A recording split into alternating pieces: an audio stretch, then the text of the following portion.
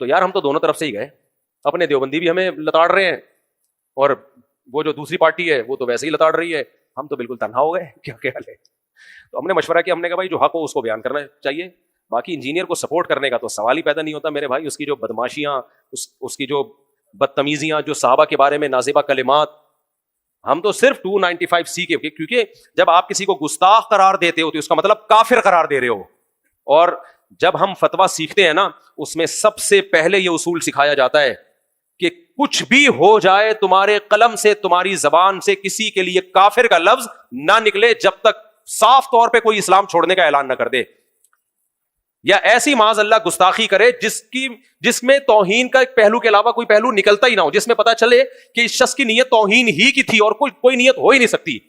جب تک 1% بھی چانس ہونا اس کو گستاخی کے فتوے سے بچانے کا, تو اس کو بچایا جائے گا. تبھی تو میں نے ریفرنس دیا تھا کہ آپ مجھ پہ اگر اعتراض کرتے ہو تو آپ دارالعلوم کو رنگی سے فتویٰ لے لو,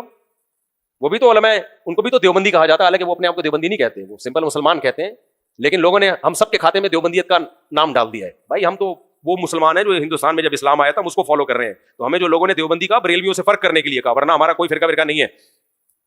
آپ دارالعلوم کرنگی سے فتویٰ لے لو, آپ بنوری ٹاؤن سے فتویٰ لے لو, جامعہ فاروقیہ سے ریٹن فتویٰ لے لو, کوئی بھی اس بیس پہ انجینئر کو کہ اس نے عیسائیوں کی طرف غلط بات منسوب کی ہے,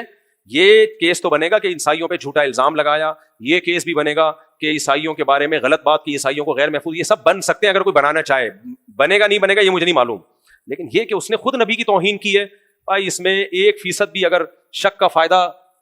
دیا جائے گا نا تو وہ اس کو دیا جائے گا جس کی گردن اڑانے کا خطرہ ہو, اس کو بینیفٹ دیا جائے گا, اس کو فیور دیا جائے گا. اسلام کا قانون ہے, اس لیے کوئی بھی معتبر دارالفتاء فتویٰ نہیں دے گا. میرا قصور یہ ہے کہ میں چونکہ میڈیا پہ بیٹھا ہوا ہوں تو میں نے میڈیا پہ بیان داغ دیا. اچھا کچھ لوگ یہ بھی کہہ رہے ہیں اصل میں خود بھی بیچارہ ڈسا ہوا ہے نا, خود بھی الزام لگ چکا ہے تو اس لیے یہ فیور کر رہا ہے. میرے بھائی آپ جب مجھ پہ الزام لگا تھا نا, اس سے پہلے کہ میرے بیانات سنو, اس میں بھی میں یہی باتیں کر رہا تھا. اس وقت بھی میں یہی کہہ رہا تھا کہ 295C کو کھلواڑ مت بناؤ. اس سے پہلے بھی میرے بیانات آسیہ بی بی والے کیس میں اور اس کے بعد بھی جتنے ہوئے اس میں بھی میرا بیان یہی تھا. تو کوئی کہہ رہا ہے ڈر گیا, کوئی کہہ رہا ہے گستاخوں کو فیور کر رہا ہے. بولتے رہو بھائی, ہماری تو جو سمجھ میں آئے گا ہم وہ کریں گے. ڈرنا ہوتا نا تو